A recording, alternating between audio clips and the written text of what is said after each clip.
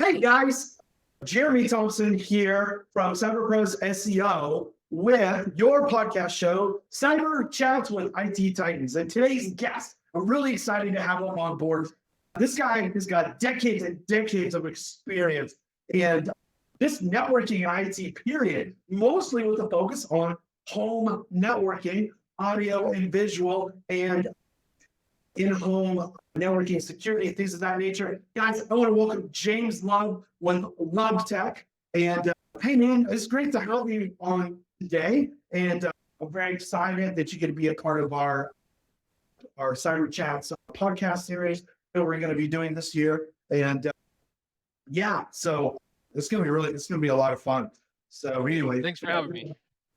Yeah, absolutely. So there's a lot of really good media information that I keep excited to talk. I've known you for a while now, and I see you, at our business networking events and other events, and we play disc golf together. And so I've had time to really get to know you super well and learn about all the different things that you've done over the years. And it actually really amazes me. And this is one of the reasons why I really am glad about doing this podcast with you today, is that I don't think you talk about it enough.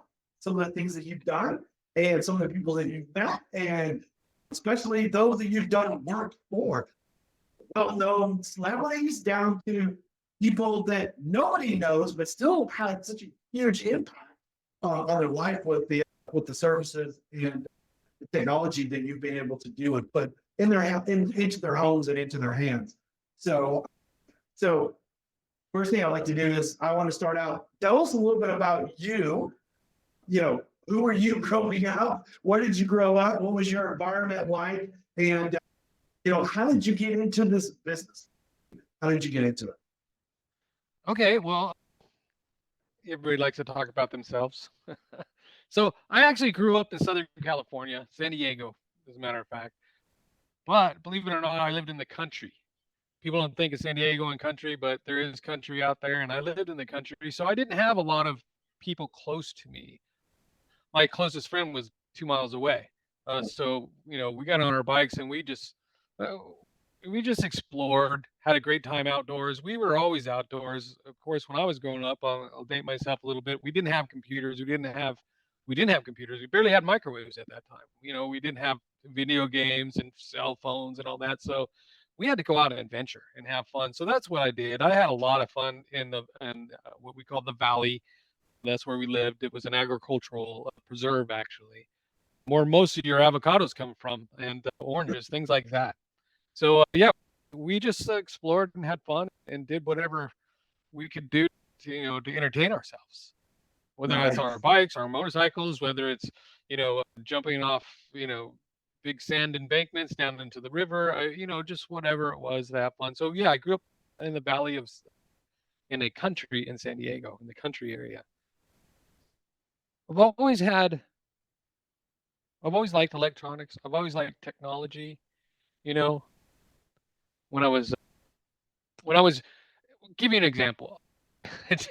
I got this turntable and I decided, well, I wanted to see how it worked, really all the ins and outs, not only of, the spindles and the pulleys and all the things that work on a turntable, because those are pretty easy to understand, but actually how you record and how does vinyl actually record.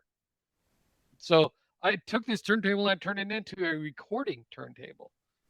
I was able to connect a microphone to it, connect it onto the arm of the turntable and the needle. And as I spun the record, I talked into it, and it actually put my voice on the record. Now, that record already had music on it, so I kind of screwed up the album, but I fully understood how it worked, So you were able to actually record onto the record using the record player.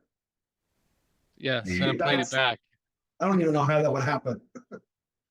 I was probably 8 or 9 years old, I think, something like that, just trying to find something to do. Yeah, I was always taking my mom's hair dryers apart, and always got in trouble for that. I mean, anything electronic I could buy, I would just take it apart. Back when I grew up in the 80s, and you might remember this. Remember McDonald's and the Happy Meals? You would get the little stomper trucks. And you put just Yeah. a battery in, and you have a big giant foam 4x4 wheels on it and stuff. I would take those apart, and I would take like 3 or 4 of them apart, and I would solder like a whole bunch of them together, and I would make little 6-wheelers. Yeah. That's very cool. Yeah, it was crazy. So you've always been kind of, and I don't mean this in a negative way, but kind of like me, you've always been about a geek of anything electronics. How does it work? What makes it work? And I've noticed as I've gotten older, I think that kind of fed that thing inside of us where we want to solve things. We just want to, kind of the engineering, like how does a combustion engine work and how do all the parts fit? Things of that nature. Very much so. Yeah, my first car, everybody told me not to buy. It was a little MG midget. They just said it was going to be a lot of problems and I was going to spend all my money and it was never going to run. And I decided to buy it anyway because if I could understand everything about that car, from the carburetor, the intake, the manifold, the engine itself, the transmission, everything, if I could understand it perfectly, I could make it work perfectly. That was my attitude. And I'll tell you what, it was one of the best things I've ever purchased because I love that car. And I had it running like a clock. It was perfect.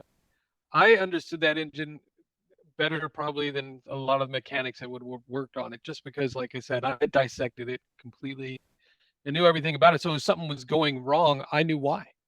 And I could fix it, or I can get it fixed, or I could tell the mechanic this is what needs to happen. It kind of sounds nerdy, but that's just the way I think. I like to break things down to the most basic. Yeah. If you can do that, then all you're doing then is just finding out what happens when you do something to it or add something to it. Yeah. And then you can take that and transition that into networking and computers and IT and 100%. cybersecurity. Breaking it down to the most basic form. And so how did you transition as you were growing up? How did you transition into this? Did you go to school for it, or was it just something you were just always passionate about, or was it an accident? Yeah, I excelled in sciences, the STEM, kind of club courses and things like that. When I went to college, I decided, living in Southern California, that my studies would be for filmmaking and how to make movies and TV shows and commercials, all that. So I went to college for that. After I got out of college, I landed a job in the film industry and worked there for a couple of years behind the camera, creating content, at this time, it was before digital. So we're talking film. And it was a crazy, neat, amazing experience. I wouldn't give up or anything, but it was something that gave me the insight of the impact, what they're trying to produce, what they're trying to communicate, what product they were bringing. It gave me the ability, just like my car, to really understand all the inner workings of all that. So I went into movie production for a couple of years and decided, for various reasons, that wasn't the career for me. So I left that. Still pretty awesome, though. It was. I mean, you get to see famous people, you get to see things blow up, you get to see car chases, you get to see really cool stuff. I mean, it was very fun. It was exciting, of course. When I got out, I got out because I decided I really wanted a family, and that's really not conducive in the movie industry to have a family, because you are there every day, 13 hours minimum, 5 days a week. There's nothing else. That is your family. That is everything. So, understanding, myself better, wanting kids, wanting a wife, wanting a family, that wasn't going to be a long-term career. And I realized that pretty soon, but I stayed in for a while because it was so fun and I was young. But I got out of that, and from there I went and I was a bartender. That's a transition job, right? What am I going to do? A lot of people do that. Transition, yeah. Yeah, and which that was fun too, but it was a short thing. I was serving a buddy of mine was at the bar. He's drinking beers. I'm serving the beers, and I'm like, hey, what am I doing here? What am I going to do? I just don't know. And he asked me a question, and it was the question he asked me changed my life and set a course that I didn't even see coming. He asked me, he says, well, what do you love? And I thought about that for a second. And I've always had an affinity. I love music. Music is is a big part of my life in a lot of ways. And I said music, and he told me, go find something to do with that until you figure out what you're going to do with your life. Okay, wow, that was exactly that conversation. That was exactly how it was said. And at that point, it really started obviously making me think. And since I loved technology, since I loved production and movies and things like that, and I loved music, I decided, well, let me go and explore the home electronics world, the consumer electronics world. So I got a job as a salesman. The funny thing is, I went in to interview for that job, and they asked me, well, what do you know about technology and electronics and stuff? And I said, in this industry, I know nothing, but I'm a fast learner and I'm very excited, and I can talk.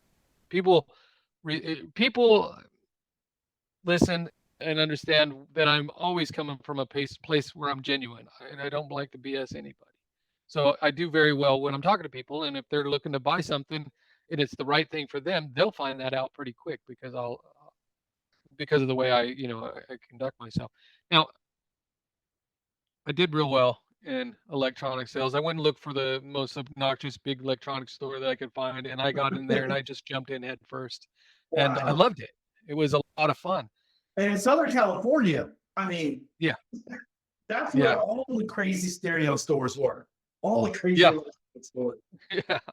Yeah, Tom Campbell. That guy was the fastest. It was in the Guinness Book of Records for the fastest speaking man around, and he did our commercials. And they Oh, were annoying, obnoxious, loud, just crazy. But it was really the personification of that industry and even that chain that I worked for. So it was pretty interesting. It was fast paced, but they had all the cool toys. You know, they had all the cool, a lot of, they had a lot of cool stuff that I couldn't buy, but I got to use every day and play with it and sell it. And I enjoyed that. Every day going to work was just almost like an adventure. So I enjoyed it. I didn't realize how much I would enjoy it, and I didn't realize how much that little conversation had. But I've been working in that industry till today, and that was 30 plus years ago. wow. Yeah, you don't tell us exactly. That's awesome. That's awesome. So, so of course you do a lot of like audio and visual things of that nature. But networking, these things nowadays are on a network, and they're either connected to a server or some sort of a computer system that runs audio, visual, as well as maybe even the AC or music throughout the whole entire house. Maybe even down to an electronic doggy door, things of that nature, or solar panels and backup batteries and things of that nature. What would you say the fundamental considerations when setting up a whole network, especially, in terms of security and performance? It's kind of like, certain cars are good for tracks, real windy tracks that has lots of turns, like a Mini Cooper, and then you have other cars that are really good and fast and amazing for straightaways, like your NASCARs or Corvettes or Mustangs or Yeah. things of that nature, so you have different walks of life, different types of, you got your standard, your high end, your low end. What would the considerations be?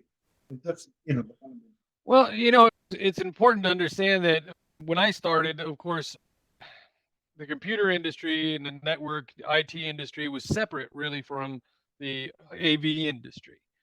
But they were on a collision course, like two freight trains just speeding towards each other and bound to, they were going to explode and be, part of each other forever. And just like today. So for me, it was, okay, I seen it come in and I dealt with people and their homes and their entire systems, whatever they were. But soon it all had to always connect to the network. And then the network had to connect to the internet. And the performance of those networks determined the performance of everything, your system and whatever, whatever you were trying to do, especially if you're talking about automation and stuff like that. So it was a very important that I transitioned to understand again and dissect the IT world and how it works, networks and how they work, the what all devices did. But I do it this way, and I'm just going to explain real simply how my brain works. I'm a very simple person. Sure. Whether it's audio, video, whether it's IT, whatever signal we're talking about over the air, doesn't matter. We're talking about what? A signal. So a signal is just a vibration, right? Vibration in a frequency. Now, if you take that vibration and frequency and you add a device to it, what does that device do to it? In audio, if you put a low-level audio signal into an amplifier, it amplifies that, and you hook them some speakers, and you got some music. It's a simplification, but it's the signal. Now, if I took that signal, went to that amplifier, then went into an EQ, now I can manipulate that signal to sound differently than it originally did. So now I just added another device. So same thing in networking. It's networking. It's a signal. It comes in. Generally, it's either over copper or over fiber now, which is real cool. It goes into a modem. What does a modem do? All a modem does is connect you to the rest of the world. It's got a connection there. So you take that connection. Now, what do? You go into a router. And a router, it could be generally it's a Wi-Fi router. You have a hardwired connection also that you go into some switches, and then your switches will multiply that signal. So it's still just a signal. Now it's multiplied. Now it's being Wi-Fi broadcast, and now it's a signal going through your hardwired copper through the house. So it was I wasn't learning anything new. I was just learning something different. Does that make sense? Yeah. So it was an easy transition, and I really enjoy the science of a signal. And I always start with a signal, and that's why I'm saying really basic. If I know what that is, I know how to manipulate it. So when you're working with the whole network, is that where you start first? Is what kind of signal do you want? You want a signal for music? You want a signal for, entertainment? And now, can that be wireless? Can it be a wireless network controlling the audio and the visual? I mean, evidently it can be, but I mean, not just on your basic. I'm talking like more of like your high end, you use optics. How does that work? Well, it's important to understand again the signal. So, and how it's treated. When we're talking about audio or especially video, that is a lot of data, and that's what we reference when we're talking about networks is data transfer. From one to the other. So if you got your bandwidth. Now it's important to have. That's where you start. Your bandwidth is your modem, and how big of a freeway or a path does that modem have to pass data?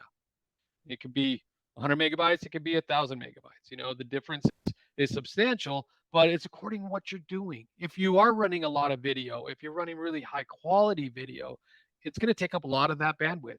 And so you got to consider that. Plus, you got your phones, you got your other devices, your IoTs, your Internet of Things, your door locks, like you were talking about, thermostats, curtains. There's a lot of things that can be attached to that. So you have to take all of that data, and then you got to figure out how much bandwidth you need. So that's the first thing.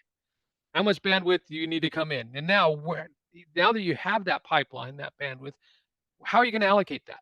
And how does it get allocated? And how does it get allocated in a way that it best performs? It's secure, because it's very important to have security in your data. There's a lot of reasons we can go over. But performance and security are very important on that aspect, because that's where all the information is coming from. So devices and a network, it's all the same. Is just like audio, video. It's just a signal. How are you going to do it? What you're going to do with it? So important thing, first, bandwidth. Second thing is a modem. Everybody's got modems. A lot of times we get our ISP gives us a combination router, Wi-Fi router, and a hardwired router, right? Yeah. And we put that in our home wherever they put it. And there's things that at that point they just set it up and walk away. The things that I come into now, I'm going to go into this on a home, and that's what I face. I see the the ISP's router, and they're broadcasting it, and it generally doesn't reach the other, maybe the master bedroom or in the outdoor in the patio. The signal doesn't reach, but people, they just deal with it. They think that's what they have to deal with. I have to have full coverage. I have to have good, you know, pathways. I have to have fast, and I have to be accurate, and I have to consider how much bandwidth we have, what are we working with, and what do we want to do with it? How do we want the outcome? Now, I at that point have to take over the network. And that's the first place I start, because everything's connected to the internet nowadays, right? Everything. I don't care what it is. I mean, your Roomba is connected to the internet, everything, a dog door. I think you have a dog door that's connected, right? I mean, it's crazy. Wi-Fi and little chips on their collars, and so it stays locked. But when they get close to it, it automatically unlocks. There you go. See, the things we do in technology is really no end to it. But when you're designing a system for a home, and sometimes these systems can get incredibly intricate, you have to start from the bandwidth and figure out where it's going, how it's getting there, and the speed that it can communicate. So I'll take those over. Usually the first thing that goes is the ISP's router, wireless router. Those things are generally mass produced and not very well protected, and just not generally a good device, not one that I can manage, for instance. It's important to manage your network, and it's important to whether you have an IT guy do it or you do it yourself, but it's always important, and I'll go over those reasons why it's important, but it's very important to be able to manage your network so that you get the best out of it. So my rule of thumb, if I'm coming in and you say, hey, James, come on in, design this system for me, first thing I'm going to do is I'm going to hardwire all devices that use a lot of data. Okay. And what I mean by that is your streaming devices, your TVs, obviously are going to use a lot of data. Your audio system is going to use a lot of data. A lot of data is usually, most of those are the data hogs. Other things we call the IoT, which means Internet of Things, take up small packets of data. The door lock, or your doggy door, right? Your dog comes there with the chip. It's a little signal, goes to your network, and it comes back and says, let the door open, unlock that door, right? That's bits of information. We're not talking about that. We're talking about when you're in a home. Thermostat. Yeah. Those are we're not worried about. And those can stay on the Wi-Fi network. But for the data hogs, the thing is that, when you're sitting down in your home theater and you got Star Wars going on and there's sound going all over the place and you got 8K videos, just, you're just in it, right? There's a ton of data. That's a lot more than that little doggy door data coming through. So we can't have interruption in that. We can't have a lag. We can't have a stop, or you don't want to see that wheel of death going. That would just ruin the whole experience. So obviously it's vital to be able to control that data flow. So hardwire everything takes up a lot of data. That's because your computer you should hardwire for security reasons, and it can take up lots of data. And all your AV equipment, that data hogs that use audio or video, they should all be hardwired. And then you can let other devices like the IoTs and your cell phones and your friends and whoever come over, they can use the Wi-Fi, and they'll have plenty of space and room to use that, because we've taken the hogs off the network off the Wi-Fi network. Gotcha. So a lot of times, what happens today is people will get their little device and just, okay, I'm good to go. I got Wi-Fi and everything, but then they have, lags, drops, or internet just stops. It's because they're overtaxing their little Wi-Fi device from their, for their ISP. It can't handle it all. Even if you have plenty of bandwidth, you think, oh, I got a ton of bandwidth. Why is this slowing down? Well, the throughput of that data is now important. How big is you have the freeway coming in, which is your bandwidth, right? And then you have little side streets going to all your devices. Well, some devices may have a two-lane road going to it, but it needs a 4-lane road because it's taken a lot and it's always jammed, and there's other things that work fine. So again, I'm getting down to the basic signal and how it works, and that's what's important. So we got to say, what is the signal doing, and why is it doing that? And then when you figure that out, you're like, well, it doesn't have, its throughput is not working well, or the Wi-Fi router is just can only put out so much information at one time. So there's your bottleneck.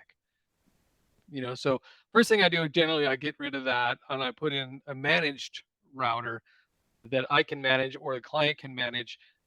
That way they can, determine how that data flows, and how it flows and where it flows and make it most efficient so your system works properly. Yeah. Now that might scare a lot of people. I don't want to deal with all that. Look, once you get it set up correctly, management is simple. Everything first, if it's properly structured, management is just updates. Yeah. Sometimes you might have to reboot. And I even do that automatically. I create systems or networks that you don't really ever have to worry about unless you want to. And there's a lot of things you got to consider with that. And as you know, I'll point out a simple problem that happens all the time. Your internet's down. You're like, oh man, my internet's down. I got all these things to do, and this is a bad time. You call up your internet company, and you're like, my internet's down. What's going on, right? And they go, okay, first thing we want you to do is go to your modem and unplug it, right? And you're like, every time. Okay. Every time. Every time. And then there's a sequence that you have to use for your network and when you unplug things and how you plug them back in. And that's very vital. So they'll go through that with you and you get it all going and you're like, all right, thank you. The thing is, that's a normal thing that happens and everybody knows it. 90% of the time when your network goes down, it just needs a reboot, right? No problem. So what do? I say, okay, well, we're going to need a reboot probably every couple of weeks was going to be a reboot. So I will use a device that automatically reboots the system in its proper sequence at 3 a.m. on Tuesday morning. Wow. Every week. Or maybe twice a week I'll do that. At a time where I know nobody's there. They won't even know. It'll go down for a couple minutes. It'll come back up and everything's fresh and clean and you don't have that reboot issue. And honestly, that will take care of 95% of the issues that you would have with a network anyway. The other 5% is some basic things, like I said, updates. Updates are vital. We're always talking about malware.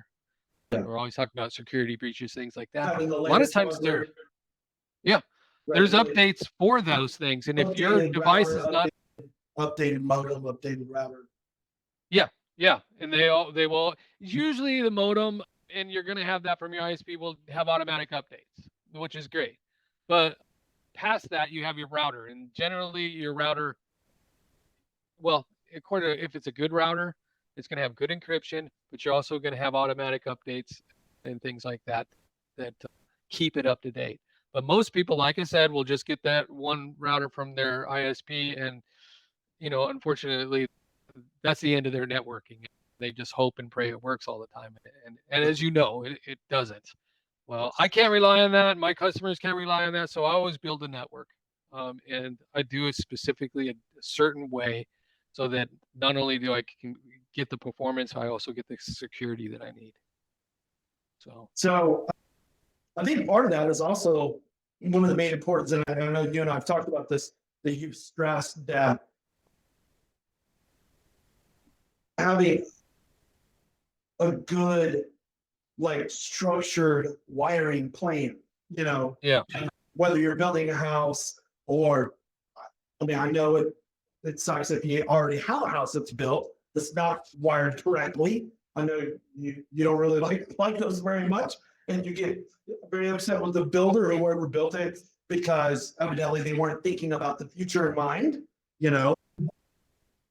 But yeah, I know that's one of the things that you stress is having very good, structured wiring plan in place, according to how your whole network needs to be set up or how it's going to be. Right, and also very important that people. A lot of times it's just an afterthought, and it shouldn't be, because everything you deal with on a daily basis is connected to the internet. So it's vital that you have a properly structured wire system. Now, not only that, but you need a professional to do it. And a lot of times what happens, I'll see builders a lot of times, and they'll just have their electrician, hey, I know you're running that electric. Couldn't you throw some, Cat 5 or Cat 6 in there, some network lines in there too? And they're sure fine. And not knocking them. They got amazing skills and amazing, what they do with high voltage. But when it comes to low voltage and how those signals are treated, it is determined by the wire itself. We've heard of Cat 5. We've heard of Cat 5e, and now we got Cat 6, and there's even Cat 7. And bottom line is that wire is created in a way to pass the signal as fast as it can without loss. Okay. And why is that important? Because, like we said, the throughput, right? If you have, if you take a Romex nail, which is what they use to hammer in the high voltage thick copper wire into the stud, and you do that with a network line, now you're squishing that network line, and it changes the dynamics of that cable forever. Meaning, if it used to pass 350 megabytes per second, now it may only pass 200. So you're never going to get faster than that point right there.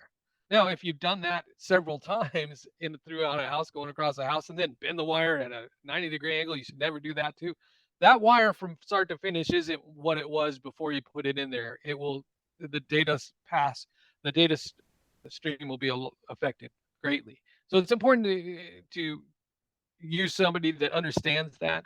And that's why you use low voltage guys, the guys that study this, the guys that created, honestly, the industry when it comes to low voltage devices. And low voltage devices is everything from LEDs to, your doggy door, that's a low voltage device, your TVs and your stereo system, all low voltage devices. Yeah, they use high voltage, but the fact is that it shouldn't be taken for granted. It's very important. And if you want something to last for a long time and perform well for you, then you need to structure it properly. And it doesn't even go just for the wiring in the house, even after that. For instance, let me give you an example. So you have your modem, you have your router. That router goes out to a switch. A switch divides the signal to multiple areas so you can plug multiple things in. I always go a step further. I have a master switch, and then I have secondary switches.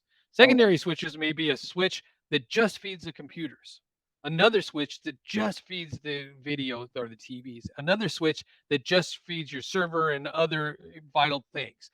That gives you two levels of protection, because anybody that's trying to get through a modem, then your router, then a switch, then another switch to your device, it's almost an impossibility. You can't do it. So that's one reason to do that, but plus you're managing it correctly, so you can get the proper, you get the proper structure after the structure of wiring, and it goes to that point. If you have a problem with one of the switches, it's easy to take out and replace, but you'd see it like, because maybe some of the TVs were just not getting up to speed. Whatever the scenario is, you can narrow that down and find where the issue is and easily remedy it. So yeah, structure is important from beginning to end, and how you get that structure. So yeah, it is vital. That's amazing.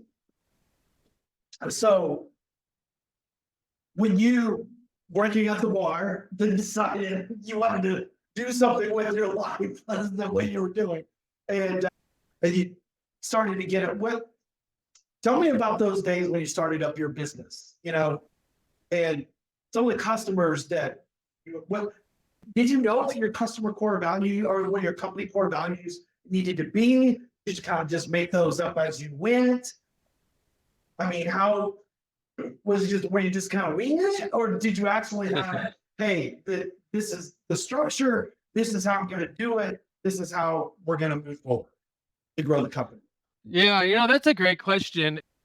And it's always going to come back to the same thing. I like to dissect everything. I like to understand every aspect of whatever it is. Like my first car that I got, I wanted to find out every part and how it worked and what it did and how to make it better. So I always tweak just little things. And it's the same thing with a company. I mean, you could have a multi-million-dollar company and it's still the same thing. You've got your carburetor or your front office. You've got your salespeople, or your fuel. All these things are still just minute parts to a bigger machine. So you understand and get the basic structure, and then you tweak it. And the thing about tweaking is that's what's unique about your business, because you're going to tweak it a different way than I'll tweak it, but it's because of the needs and the things that I see happening. I need to tweak this, I need to change this, I need to add this, I need to pull this back. Those are all things that make your business unique, but it's still the same basic concept. It's an engine, and you want to make it work, so you work on each individual part to make it perform its best. So that's how I've always run my companies, and I it's how I've always run my life. When I worked for others, I always tried to make their systems better. I always tried to make their processes better. I tweaked little things, and I always left a company when I did leave a company better off than it was when I came in. So that's just a natural way of thinking about systems and how to make them better. And from a network to running a business, same thing. Yeah. So those are the things I did. Now I worked. I'm going to just give you a little bit of more of what got me into my company and when I started. I Sure. worked for others doing what I do, and I eventually graduated to the fact where I was working with builders, and I was working for a major nationwide, uh, audio video company. You may remember or not, it's called Tweeter. Yeah. But I worked in their corporate offices, and my job was contractor relations, dealing with contractors, getting contractors, having them work with us so that we could start the process of wiring the home first, getting it ready for tech. And that was that was what I loved to do. It was a fun thing to do because every home is different. But unfortunately, they just did such a bad job with it that regardless of how hard I worked, my contractors weren't being served correctly. And eventually, I said, you know what? If this is going to happen, I'm going to have to do it my way and do it myself. So I quit the corporate office. I opened my own company, and I started a pre-wire company and an AV company, and I worked directly with the contractors, and I tweaked, and I changed, and I learned, and I moved forward. And yeah, that was I opened my first company in May of 2002, Mhm. and wildly successful. It was amazing how successful it was because you know what? You work hard, you give a good product, you care about what you do, and that's your road to success right there. What? That's really amazing. Really excited to ask you this next question. What are some of the things that you did marketing wise back then in 2002? Did you do some online marketing? Did you do, was it flyers, or did you just go directly to the contractors and kind of? Yeah, well, what I did that's a great question. Marketing is nothing like it is today. And marketing today is a juggernaut, where then it was throw something on the wall, see if it sticks. That was the way you did it then. So I went right to the contractors. I figured, okay, there's going to be 10,000 homes sold in this area in the next, new homes sold in the next year, but there's only 100 contractors. So let me nail that down to a few contractors instead of trying to go over after thousands. Let me nail that down to just contractors that do good work, that do quality homes, that do a quality product. And then so I narrowed that 100 down to 30. Then I kind of went after those 30 contractors, and I would go in. I mean, I'm no marketing expert. It's not something that I ever really. I mean, I understand it, but as a business owner, you bring people in that have talent. That's one thing that's important. You can't do it all. And I've never said that I was a marketing genius because I'm not. Did you But take any donuts or anything like that? I would take cookies, donuts. Oh yeah, I was in home. This is what I did. So I had some good contacts and some good contractors, and I wired all their homes. And the thing is, and I put a business plan together, and that business plan is, being a salesperson originally, was based off 30% close rate, right? If I get 10 homes wired and I close 3 of the clients that buy those homes, here's how it'll go. It'll be a success. So after the first year, I reevaluated my process, and I realized that we were wildly successful, and I knew we were more than a 30% close rate. It ended up being over 90% close rate for my company because if I go into a neighborhood and we have 10 custom homes in there, I decked out 9 of them. And that was just the way it worked. It worked out well, and I'm not saying that I'm some marketing genius because I'm not. But when you buy a home and you put all your effort and your time and your money into this to do this to get to that point, and that's your castle, and you find that did the cabling in there, the contractor, the realtor, everybody recommends them. Or you as the company have, you're the only one's going to screw that up, if they want anything at all. So just don't screw it up is, the attitude I took. But it was always about doing great work because, it's funny because 90% of the people will go 90% of the way. Only 10% of the people will complete and do 100% of the work. So it was always vital that I made sure that we did 100% of everything that we did, and we did it the best we could. Or I would have to tweak it, make a change. But Tweet the so Twitter. yeah, Just Twitter. Twitter. So what was your monthly revenue during that time? And overall, and the amount of clients that you have. Because I know you recently moved to California, here in Texas, but about a couple of years ago, and so you're almost kind of like in a rebuilding phase. But seeing some really good success, which is pretty awesome, for Central Texans. But yeah, what are some of the clients that you have? What were maybe some of the most impactful clients that you had that, there's a one story that you told me about a lady and you took it down to the very basic and you were like, Yeah. Problem I want to solve. It ended up being probably, I know you do quality work always, but you almost kind of tweaked the quality in that situation. Yeah. You fit somebody, and and it changed the philosophy of how I did things after that. And it's a funny thing that you say that because it was a lady named Aunt Mary, and we called her Aunt Mary, an elderly lady, and she loved to watch the Game Show Network. That's what she did. That was her favorite thing. She'd watch other things, but that was mostly what she would watch. And the funny thing is that when you look, and I look back at my career and the people that I've worked with, I've worked for a lot of huge names. I've worked for people that everybody knows. Quite a few of them, not just when I worked in the movie industry, but definitely after I did the work that I did, because, the cream will rise to the top.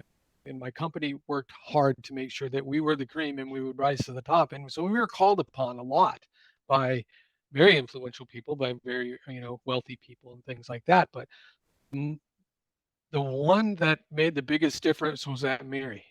She wasn't wealthy. She was just Aunt Mary. And when she lived with her son, and her son did very well. And he wanted his house he wanted everything soup to nuts. He had a private theater, he had cameras, networks, everything that he could do. He wanted to do automatic blinds, everything that, I can get into the details, but they're just crazy. He wanted it all. Right. And I'm like, okay, so great. I'm talking to him sitting at his counter in his kitchen. And Aunt Mary's in the family room. It's just a big open area in the family. And she's watching the Game Show Network. Right. I noticed it. I didn't say anything to Aunt Mary. It's just that, that she's there, she's watching Game Show Network. Anyways, long story short, that house was just amazing. We built platforms, we built a stage, we built steps, we have lights, runners, theater. It was just the theater. I love theaters. The theater in this house was just great. All the other things that we did were great.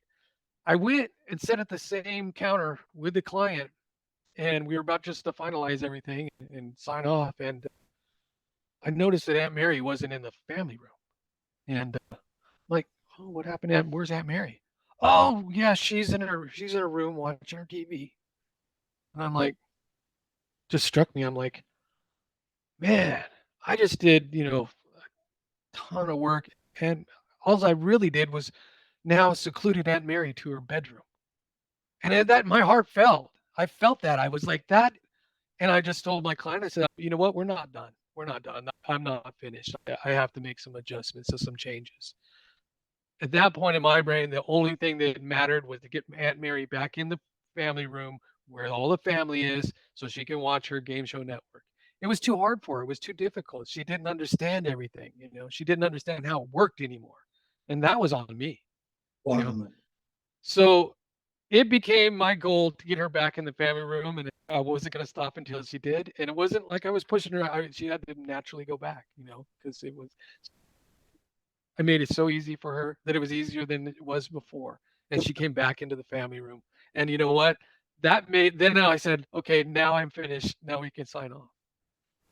But it, Wow. those things are that always changed me because my job at that point was always to think about Mary and how and how to make it as easy as possible to do whatever it is that we're doing. We can do something colossus, but let's make it easy. Is that something you practice today? 100%. Yeah, it's very job important. that you do. I try to automate everything. Networks, I totally automate my networks. I told you a little bit of how I have them reboot themselves, something like that.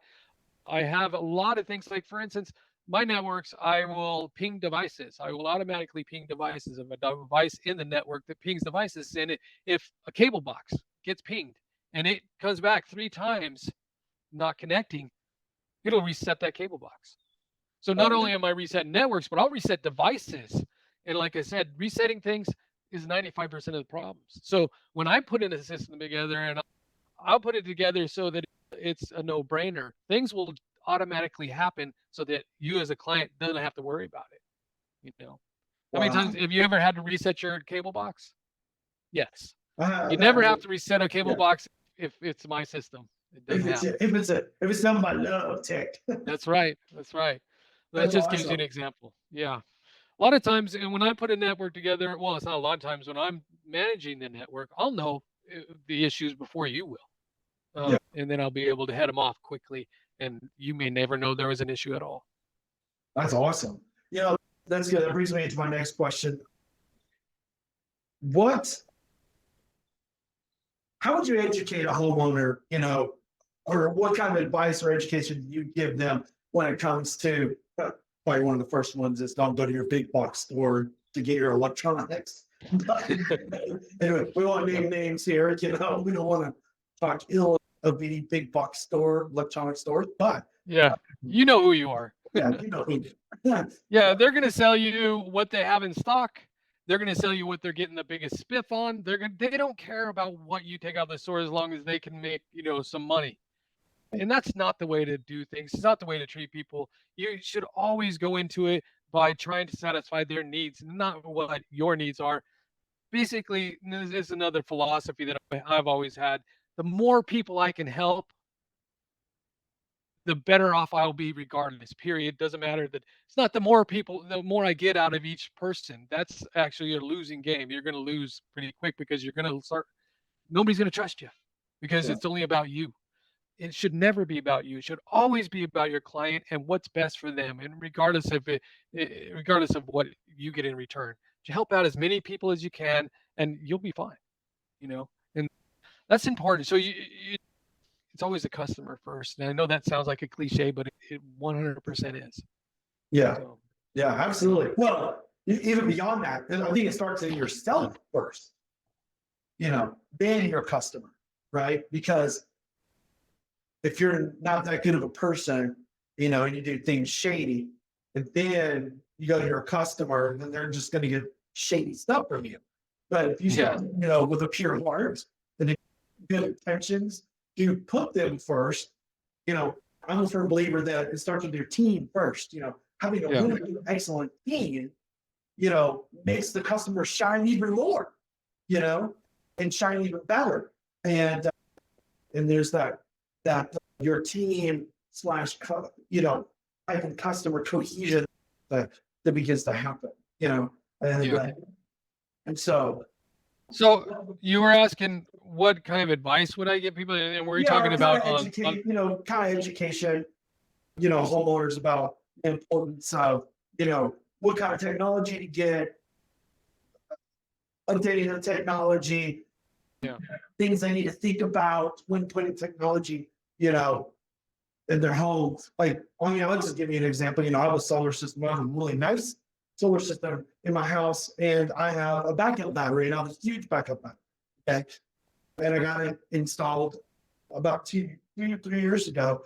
And now I'm finding out that I can have the exact same amount of backup power, but I don't have to have such a big machine or big device, and the one that I have now is a lot more advanced than the one that I have.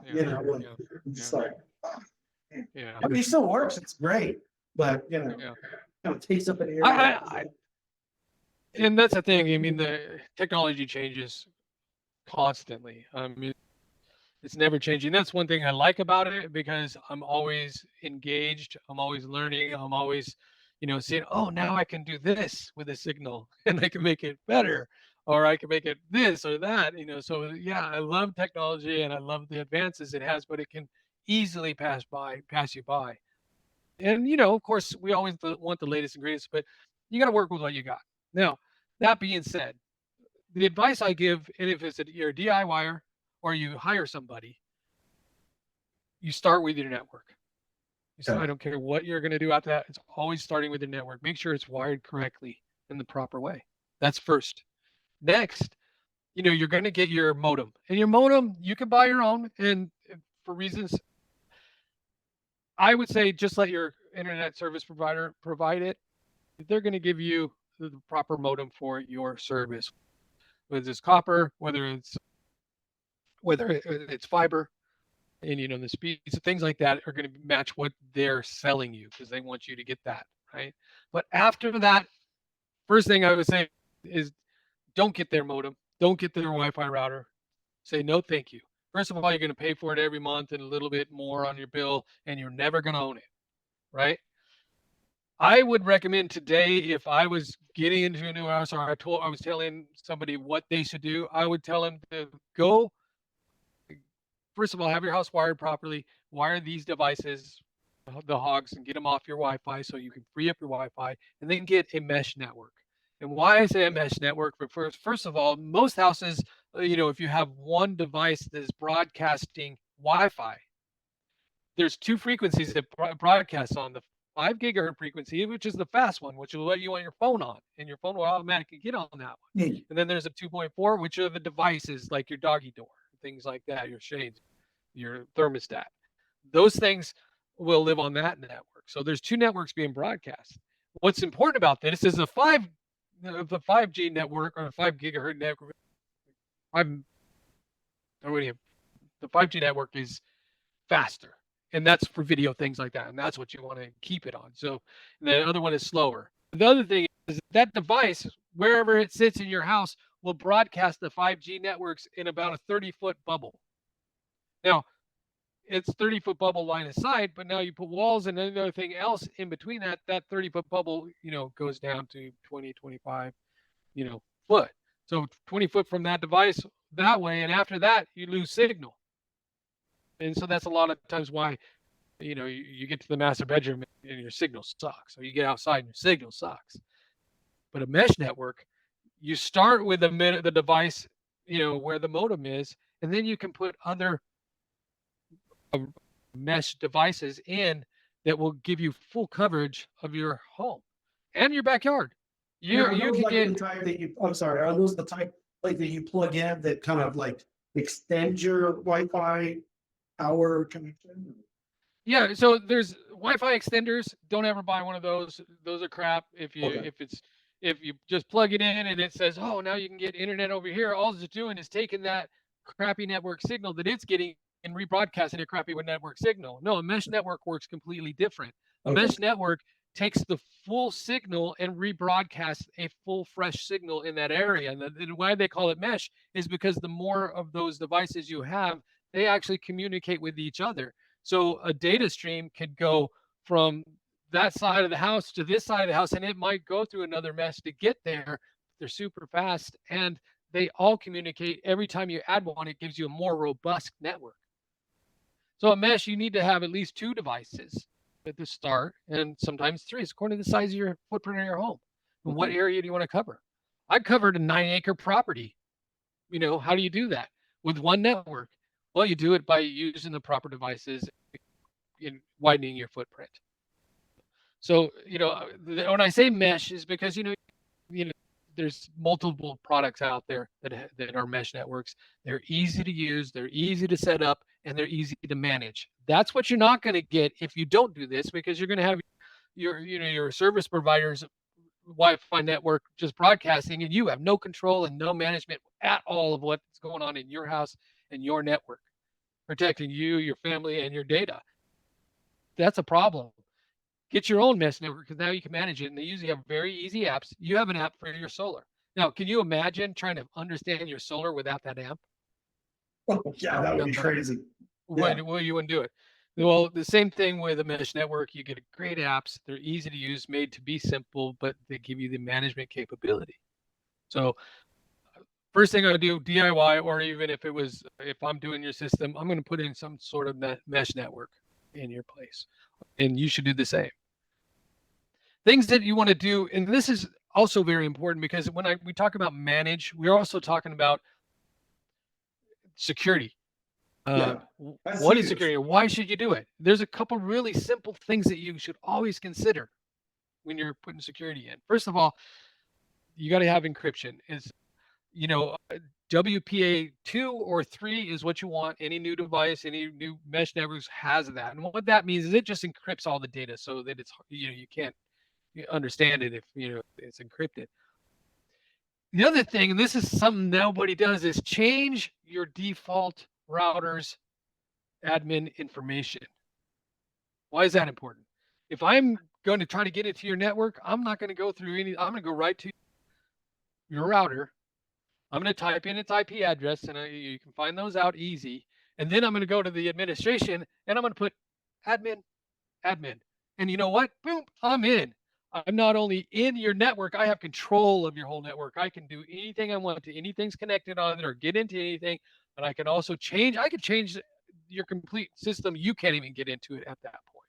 So routers, and all the manufacturers, they use different variations of this, but basically their username is admin and their password is admin. Do not leave it that way. Change that. And you have, when you or like set 1, it 2, up, 3, 4, 5, 6, 7 or something like that. Yeah, don't do password for password. Don't do 1, 2, 3, 4, 5, 6, 7. Use proper, and write them down somewhere. Do however you want to manage your passwords. But that's one thing that nobody ever does. I'll tell you what, you go down the street and probably 95 out of 100 homes you can get into right through their router, and that's because nobody ever changes those simple passwords to get right into the core of your system. That's something that's like basic 101 right there. I mean, anybody who has internet at their house, to have a modem and a router, that's like the number one thing. And very important. Yeah, you change it often, but nobody knows. And nobody does it because nobody knows, and they just don't, and they can't really manage their Wi-Fi router that they get from their ISP. Excuse me, their internet service provider, whoever that might be. So, and I'll tell you what, the technician that put that in is in and out. He's not changing anything. He's leaving it at that default too. So that's a big security risk that is blatant out there that most people don't even consider. The other things to consider is a strong Wi-Fi password. I mean, everybody's heard of that. And they think, oh, I got the strongest Wi-Fi passwords. It's 27 characters and it's all this and that. And it's a pain putting it in, but I got it. And nobody can get in my network. Well, they could if they go right to your router, no matter what your Wi-Fi password is, right? So strong Wi-Fi password is obviously important. 57 characters. Yeah. It's a line from the movie Casablanca. Nobody will ever guess it. Or from the original Ghostbusters. The other thing, you mentioned this earlier, is keeping things up to date. All devices will need updates. They just do. It's just the nature of the beast. A lot of times you don't have to buy a new device. You just do an update on its software. Well, same thing with websites. You don't keep the website up to date. Certain modules and extensions that are on your website, if those things aren't up to date, and then your platform's not up to date, and there's hackers that look for code that hasn't been up to date, that's still using old code, and they already know how to hack into those things. Oh yeah, 100%. I mean, you do with the same thing. It's the same process. So updating your devices is very important. Another thing I would do, and this is something that people don't, well, some do. This is a common practice, but not everybody. Always have a guest network. Why? Because if you come over to somebody's house and you want to jump on the internet, they're going to give you your SSID, the name of the network, and their password.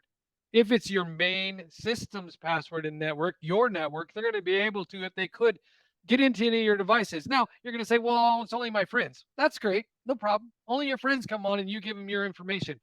How do you know that your friend's phone doesn't have any malware that they're not even aware of that's on it and it gets into your system? Right. They They're didn't taking it intend to with do it. them to wherever. Like, and they go connect to the airport in the airport. I heard lots of people like getting hacked, like at airports. Right. Wi-Fi hacked. Yeah. Yeah. So you have, party, you have 20 friends over, 20 phones. You have 20 people that have been out there in the world. Who knows what is on their device that could affect your network? So it's always important to have a guest network so that they can't corrupt or, your network inadvertently or whatever. And definitely they can't get into it. So it's vital to always have a guest network. When I set up systems, I have a guest network, I have an IoT network, I have an AV network, I have a personal network, I have a secure, all of these are secure, but I'll have the client's network. So I'll set up 4 or 5 different networks. And you could do that with a lot of these mesh devices, and it's easy, like I said, on the app, you do it that way. If not, you just get somebody like me and they can set it up and you don't have to worry about it. But trust me, it's the easiest and the best way to go. But always have a guest network. Always change your admin passwords.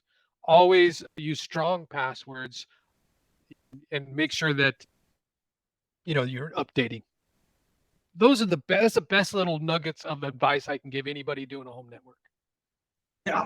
Hey, can I get your Wi-Fi password? No, I don't know where your phone's been. I certainly don't know where it's going. And I know where you've been, so yeah. Exactly. Wow, this has been totally amazing.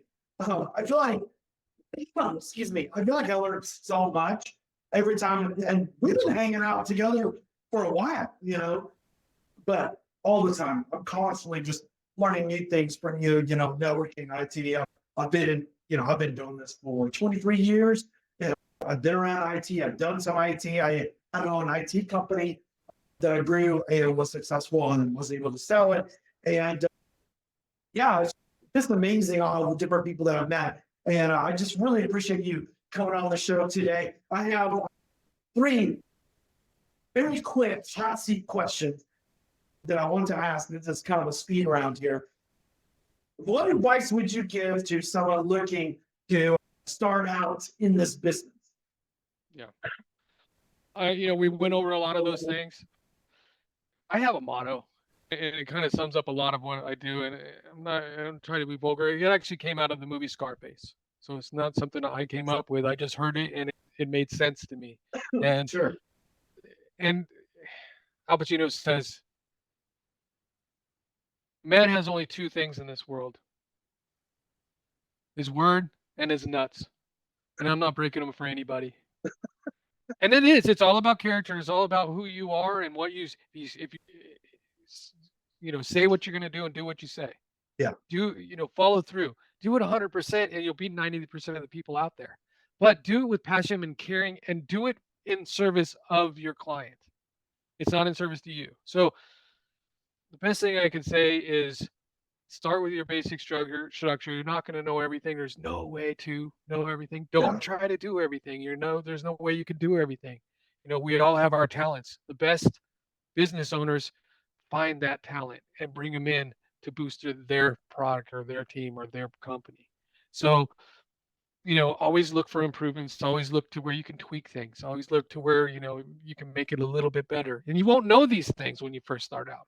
You're going to have basically you're going to say, I want to do this. Okay, what do I need to do this? You're going to get your website. You're going to get some cards. You're going to get some basic, a shirt and everything. It'll be all official. Those are all important, but it's just one step at a time. Just take the 100 steps that you got to take and take one step at a time. And then you'll grow and learn just by doing it.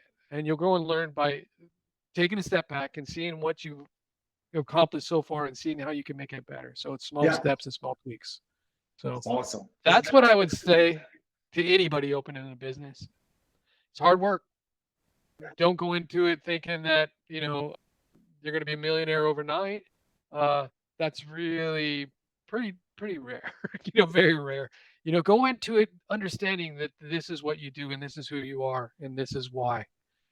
Answer those questions for yourself and be serious. That's awesome. All right, Yeah. second question. What is the best advice that you've ever received?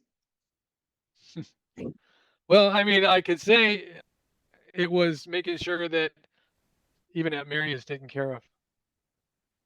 I mean, I can't say it was advice. It was given to me. It was, well, I can also say that, my friend asked me you know, what do you love?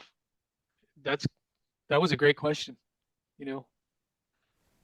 But also in service to others, sometimes you run across things that, maybe the advice comes from an unknown, super higher power. I don't know. Yeah, But, you know, not making sure that even Aunt Mary's taken care of is very important.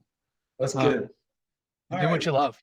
Do what you Yeah. love. Oh yeah, absolutely. Yeah, you should. You should Yeah, have absolutely. passion. If you're doing something that you don't love, then you should stop doing it Yeah, because you're either going to hurt somebody or you're going to hurt yourself, whether emotionally, mentally, or physically. All right, yeah. one more final speed round question. If you could pick one book to recommend to anybody, what book would that be? There's a ton of books that I could say, obviously we can all recommend it. And there's a lot of great reads out there. I'll tell you one that I read early in my career that was even so simple that I could understand, Yeah. and I still look at it still the same way. It's called The 1 Minute Manager. Oh, It was a book that it talked about the secrets of managing your time, of managing it's not only just your time, but managing everything that is everything about you, whether it's personal or business. It gives you some basic fundamental ways to easily understand how to best manage your time and your company. Ultimately, you can manage your whole company with these simple steps. So I'd highly recommend that book. Quick, it's simple. It's almost when you read it, you're like, wow, okay, I should have thought about that, but now I'm going to do it, and it's not hard to do. So I like books. You get some books and they're just amazing, but really trying to implement everything or remember everything is hard. This yeah. book isn't. Well, thank you so much for being here today, James. I really appreciate it. This was awesome. I learned a whole lot. Had a lot of fun doing this, guys. Look at the links in the bio and down below. We've got some stuff there for you guys to link to. I'm going to put some links to James to Love Tech. You guys can go in and look at his website and research him, see what he's all about. And of course, our company as well, Cyber Pros SEO. We're here to come in with tactics, strategy, and results for your IT, MSP, cybersecurity firm. And I look forward to seeing you guys next time on here.